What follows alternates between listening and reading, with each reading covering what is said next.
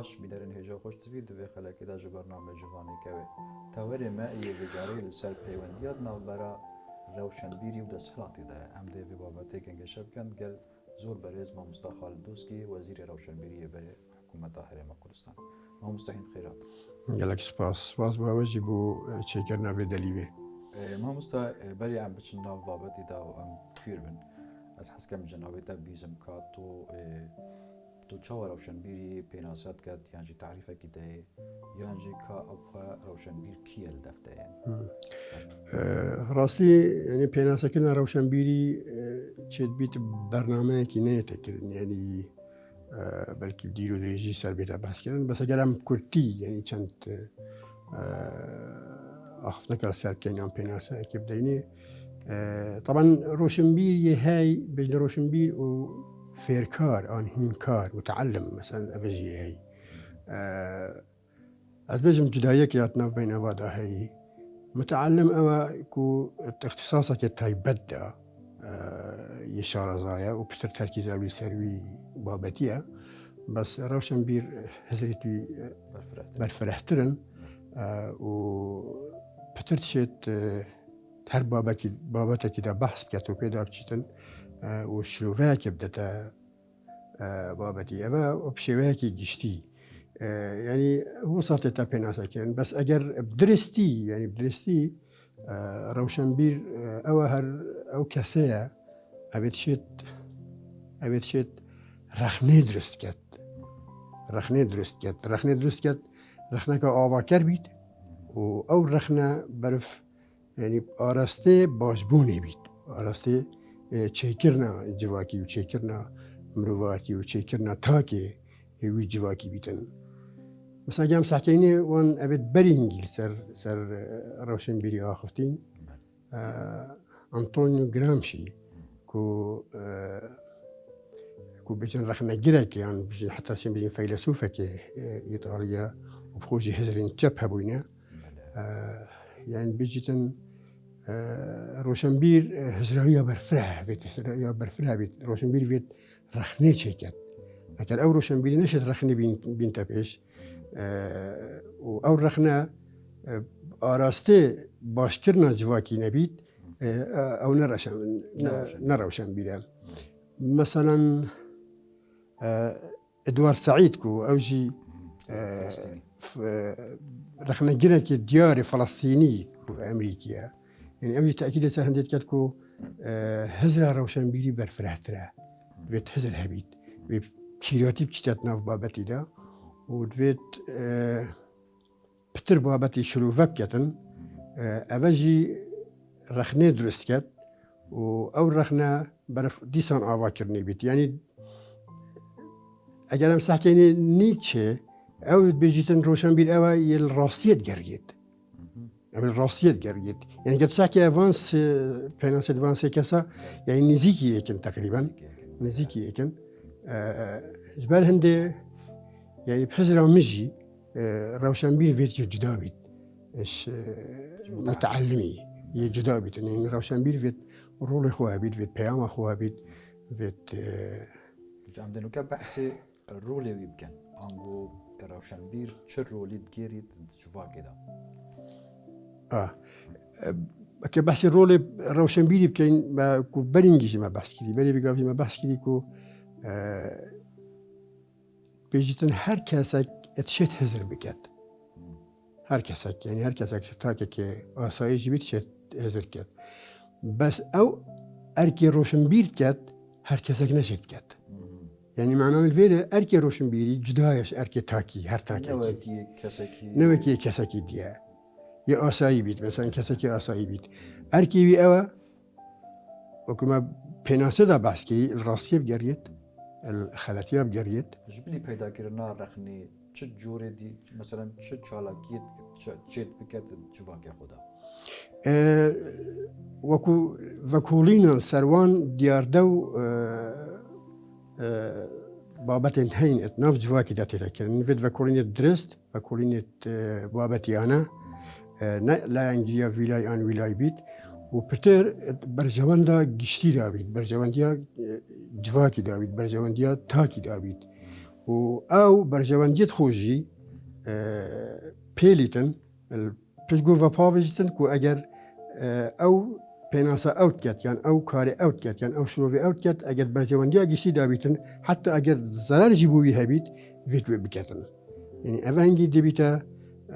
ضرورة درست بينيتن اتبيج وبرنا جواكي دا. بله. ما مستا گلک جارا رنگی پیوندیت نوبرا روشنبیری و دستلاتی دا گلک جارا يعني تكشت يعني بيك ناكن و هندك جارا هر دو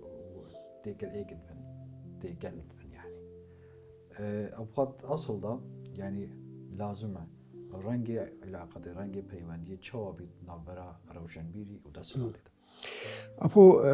پیوندیا روشنبیری و دستلاتی از بس ما خالق گلک گرینگه جیان هر جواکه کیدا و کم سحکینی يعني دیرو کدا شورشك بيت يا بزافك بيت يان جروبك بيت يعني حتى مش نقول كومبانيون جبتن يعني اساسك روشنبيريه هي اساسك فكريه هي اساسك بو هي لوا بيا هاتيا هاتيا جوريان هاتيا ميداني وجا او اساسا دي چند شيء فرحكي دي چند شيء برف بيج بي دي چند شيء بتت خدمات دابيت اوا بشكل موضوعي تقوريتن پیوندیا روشنبیری و گل دسالاتی ادبجمه و خالق گل گرینگه دوید روشنبیر وبکت کو او پیوندیا خود درست کرد گل دسالاتی نه دسالات پیوندیا خود فرض کرد سر روشنبیری. يعني چوا زیده يعني چوا همچین بالانس کی راگرن نابرا هر دو کاندا. يعني اگر روشنبیر درست بید و که ما پناسه بو کلی کل راستیت گرگید و برف پنگاوی توی برف پیشوچونی نو بو آرستکن باشیا جواکی دوید روشنبیری سر بخو بید روشنبیر راستی ببینید برچاف ببینیدن نه دسالات بیشتر هو بیجه آن دسالات بی پیوندی بو چکت بیشتر وید تو دوی بواری دا مناکشب کی نبیت از زرنا دسالات نبیت از زرنا دسالاتی بله بکردی آمد يعني غير سيدات أزبر برشارة دي وأسوية كدي برم يعني كواتها ما جالك جوري روشن بيراهنا منا أكيد ما جالك جوري روشن بيراهتين وزاو روشنبير كان بيجن جوري تويام كين مثلا روشنبير كي هي يكو داس بيكي بحث كي متعلمة هنكارة يعني في الكارة هو شو اللي هو كتوت بابتك تايب بدا يكي روشنبير هي ربيتا خوب روشنبير حزبي دانيتن روشنبير كي هي خوب روشنبير تصرات دانيتن روشنبير كي هي خوب روشنبير مثلا تخك جواكي دانيتن کو برجواندی اوی چارچیوی به تخید آیا خوب به تخید دانیتن بس او روشنبیر درست او کو هزراوی بیرکناوی بو تفاق جواکی بیتن نه بو دسالاتی ام بو حزبکی ام بو تخکی بیت ام بو گروپکی دیار کردی ناف جواکی دا بیتن الویره برجواندی تتابش يعني برجواندی يتاكا كاسي تتابش چونكي اگر هم سحكين روشنبيري ديرو كده چل صديم بيشينجي وحتى نهاجي الأوروبا والأمريكا وهر جهة كتباسكي الروشلاتا ما يناوين يعني روشنبير نشيايا بوي روشنبير ياخو بوي بيام اخو بوي هلوست اخو جيار اخو مسو گربكت جيار اخو يعني مسو گربكت اگر تو دراسة هر کسی که شوام کی او نوید ما این انتدا جویه دیجی يعني اگر تو بچیت لای جیان و جیاره و احتمالا گلک کم شو کم نبنه که بتریاوان هجار بوینه يعني نشار بوینه کو پریکه که خونیزی کی گروپه کی دسالاته کی حزبه کی بکن دا بشت مثلا جیان خو بريبت او روشن بيلن نمايا كي ماي اوي خو تسليم نكري اوي رقبوي مجد بوي سر رأيت خو قلت بخامات برجوانديا جشتيا جواكي دا كاري خو كريا بله هم ستا بیرامانی تشتک بیرام به هر بری داجی کفن داجی مثلا گلک شاعر هبون شاعر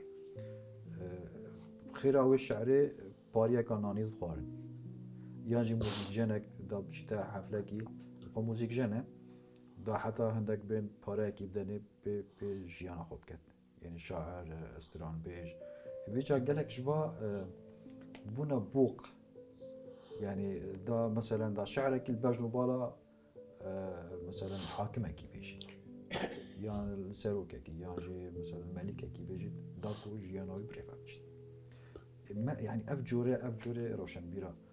حتى تشرا دي ما ترسيني سر جواكا اف جولا روشن بيلا وكما مثلا بداية بحث كلي كوبو جيانا خوب كتن أبا يعني خلاتي الزفريد بو كي خلاتي الزفريد بو ويدا صلاتي أو دا صلاة هي بجاو دا صلاة أو تدات نافذة جيت أو هجار كلي أو تدات جيتن يعني خلاتي الزفريد بو ويدا صلاتي شنكي دا صلاة فيت جوكي وصل درست كت بو روشن بيلي كو بشت ببرهمي خوب بجيتن يعني محتاج في ويدي نبيت بس أو دا صلاة تبحث كلي بسيارة خودا يعني حوجانا كت ملاقيا بله حوجانا كت ملاقيا كت حوجانا كت جارتا قلت البدايات الزرناي اللي دات سارتشكي خلت وتزاني جي خلته بس دار زرنا خولي دات بس قالك دا صلاة أنا وابي خوشة وصها بله فجاء أبا يعني دي مزفرين انت بو بسيارة قادي مثلا ما يهي روشنبيل جير دا صلاة دكتاتوري دا مثلا روشنبيل أبا أبتا بسيارة خودا بجن بحث كدي وتعينا جهة قفتوقوي أو روشنبيل البنت صلاتك دكتاتوري شو كان أول أبن تبحث كدي يعني عادة أو دا صلاة جي حسكت خلقك بيجيتن بخوشة ودجارة قادي أما مزفن تويكي كو هر خلقة دكتاتوري درست كتن يعني هر خلقة دكتاتوري درست كتن كخلق بجنو بالاوي نبيجيتو زرناي بولي نداتو حجميوي كچنده بتر يعني هندي حجميوي بداتو يكا بتر داي ادي دخو بلنتر بين دخو زاناتر بين شيني كافجا او جدي محاولة كت بتر وي هزار كتو بتر وي مجبور كتكو القلب جيتن يعني دا خازش دوی دا صلاة بكت ان شوي كسي بكت ان شوي جروبي بكت كو هاريكارياوي بكت بو جياني او جي برانبري بي دي بجنو بالاوي بيجيتن يعني سيدة الفيري از حسكم بزانم سيجد كينه يعني سيجد مثقفية يا روشنبيريا كو بنقها خدا يلقى یه و جوره فیلبازیا خود گینت خانیزی که دا صلاتت کرد یا جی سوجی و دا صلاتیا هنگی یا دکتاتوره او فقیری دیج مجبور دوید پنای و ریکا اخو يعني بتر او خطا يعني او سيجتت بيجي بتر بو دا صلاة الزفريت انا قد دا صلاة الشيا جوكي وصا درست كت كو روشنبير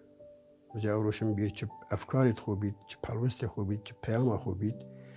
آنجی هنرمندک بریکا سینمایی بید ام بریکا استرانکی بید ام بریکا پیشکش کردن شانوی کی بیتن بشت وی بجیتن از بیجم هنگی روشنبیر بیتی هندی ناکد بچید خو محتاجی اکیب کد کدا هاریکاریایی بتکرن بس دا صلاة عادة ريكي بازنيل برطانكن جرينجي نادني في بواري روشنبيري وبواري هنري بكشتي دا او روشنبيري نچار ببيتن بيت اكود بجن خوب چمينيتو برفو دا صلاة ببچيتو هر تساكي دا صلاة بيجيتن بو جيب كد يعني جشتي وبرأيي من بتر خطايا دا صلاة انا خطايا كسيبة يعني طبعا كزجي أكلم بجن كزجي كزكي هي هجية وكزكي هي نهي هجية يعني روشنبيري هي خراجرة دي خراجري تصالات كان بيشتي دي هر وكي خوكا دي هر رأي خو بيجي دي هر خدمة عام دا أخوي خدان هلويستا بس كزك جي هي كنت بيشتا خو روشنبير يصصتا قال خاصة أجر لعنك مادي دي وان أفكاري خو وان قناعته خو دي هيتو دي تشديف موضوعي مادي كفيتن ما مستبدو يعني تو علاقة روشنبير وسياسة مداري مثلا أف جوري بيوانديا هاج بهرش كيف دا يعني قالك نقاش سرهات يكرن مثلا روشن بيركي هي شاعر يعني رومان نفيسا يعني شيروك نفيسا يعني مثلا بيرماندا بس همان دم دا حزبيش أبا دما زفرين تسر خالك يكو أمتشين فيت بيناسب ديني يعني روشن بيري حزبي يعني با أفروشن بيري حزبي كو أو جوصا هزت جاتن أو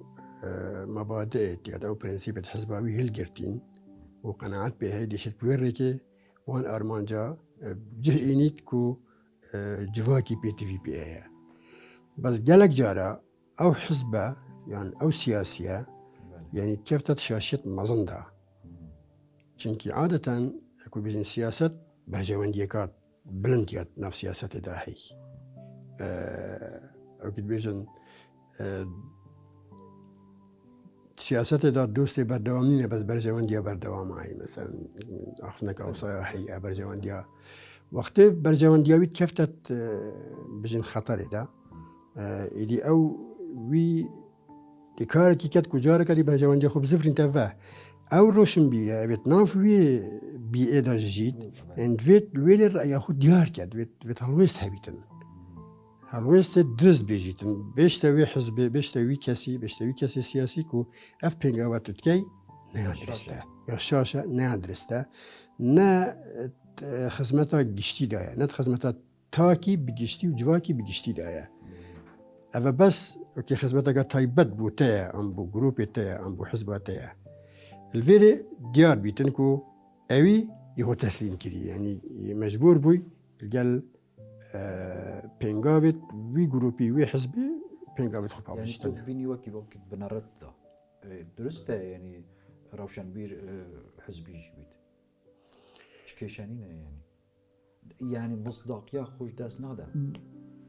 برأيا من روشنبيلي درست دي مصداقية خوش دازتن يعني فيد روشنبيلي درست فيد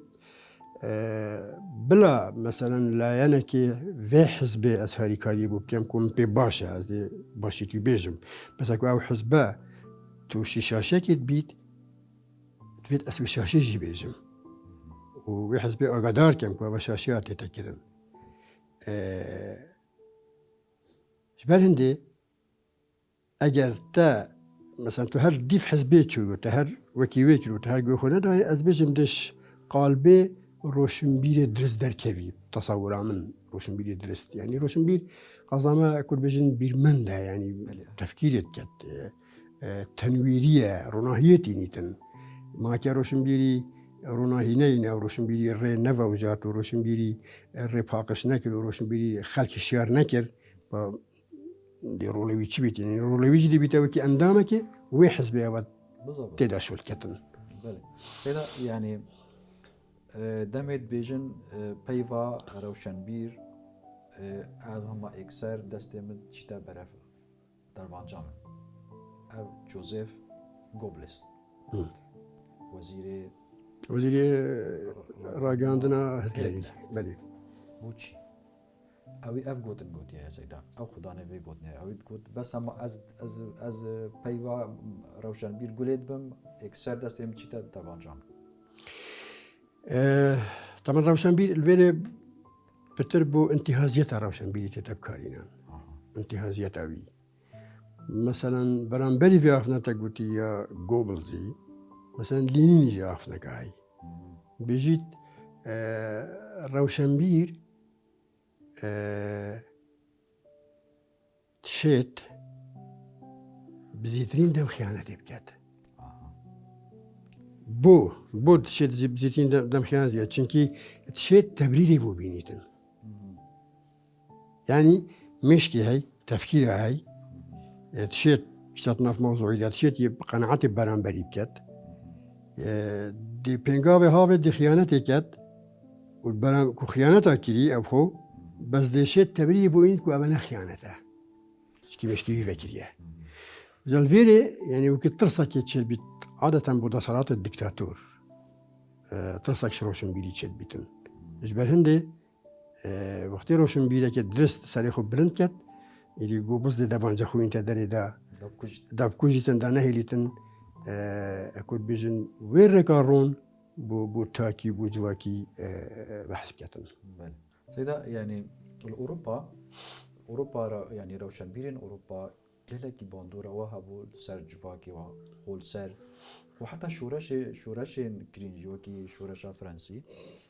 yani kesên rewşenbîr kirin seyda yani ew şoreşe munazirê wê hebûn wekî Voltaire, Molière, Jean-Jacques Rousseau yani heta domahekê kewate yani rewşenbîrî rolek heye pişt gerê civakê xwe de. من دەست پێکێت ئەویا خۆدا گوت هەر شۆڕشێک هەر بزاوێک هەر گروپێک هەر تشتێک بێتەکردن لایەنێکی فکری لایەنێکی ڕۆشنبیری پشت هەیە یعنی ئەف شۆڕشە لە ئەوروپا هاتنێکردن و ئەف پێشڤەچوونە لە ئەوروپا هاتیەکردن هەمی کێکردە ڕۆشنبیری ئاکری ئەو دانوستاندن و ئەو مناقشاتێت ناوبەرە ڕۆشنبیری داهاتنێکردن ئەوان جواکی ئەوروپی یە پێشێ خستی ئەوان وەکو ڕۆناهەیەکی یاخسیات ناو جواکی ئەوروپیدا و کوربژن مفاکی باشش ئەفکارێت وهاتیە وەرگرتن و حتا بگاویان بین ئەوروپا گەشتێوەیەکی ئەنی ئەگەر ئەو ڕەشەنبیریت تەن ناوێت وای ناین و یە دیژی ئەکەوان گەنگەشەل سەر وی بابەتی نەهاتبانەکردن و نەچوانە کیراتیا ژیانێدا و هەمی لایەنی ژیانێ بجە سیاسی جواکی بێژین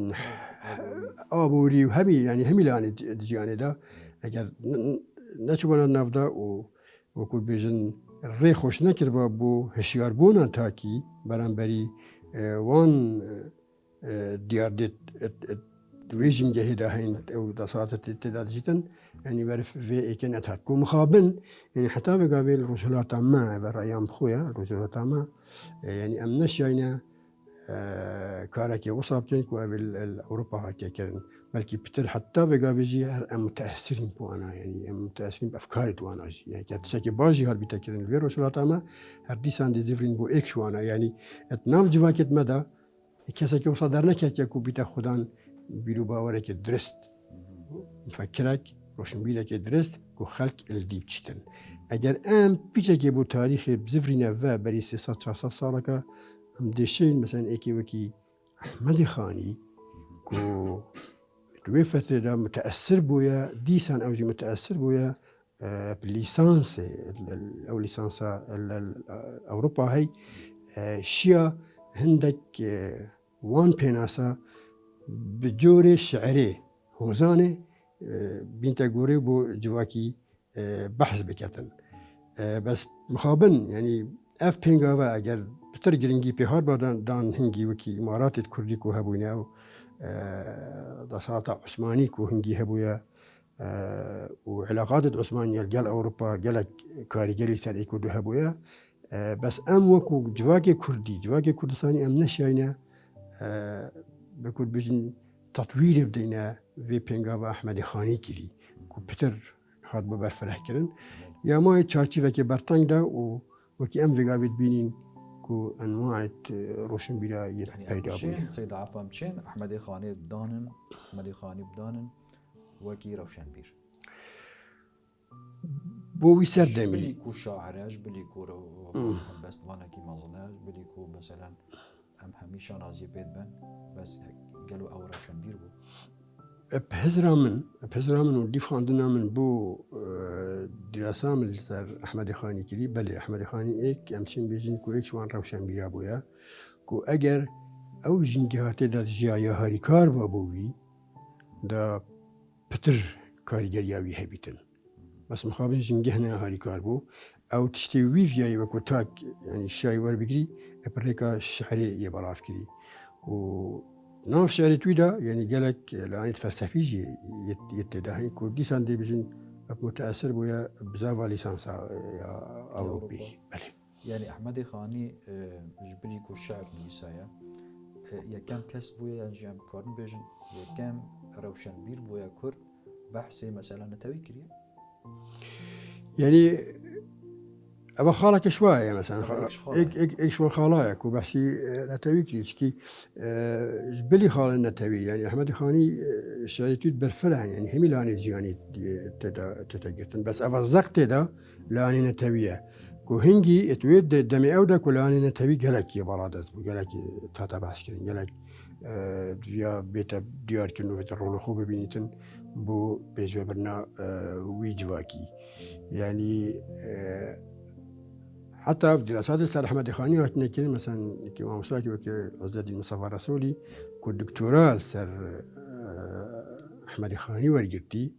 عند بيجتن أبا عنوان كتابه نظام تديتيانا بيت أحمد خاني شاعرا وفيلسوفا يعني فيلسوف دت القلم أز بيجم أبا وكو شانازيكي بوما وكو كرد تشيد بيد مقارنة بي وكو فيلسوفك أوروبي تنشي بكي يعني ناجح تا احتمال قالك نزم تربيتن بس أكون بيجن دسبيكك يا فكرة روشن بيري بو يا بيرمندي بو كوتناف قالك كردستاني دهات يا دانان يعني بيت أحمد خاني بحثي مثلا حزرنا توي كربيت يانجي فلسفاوي يعني سير مسألة تصوفي هو ورابطري نوكي أوروبيا سير مدنيتي وسيكولاريزم وحتى دوما هيك دراسته بله سيدا جورج طرابيشي وصاد قوتن أركي مثقفي أركي روشنبيري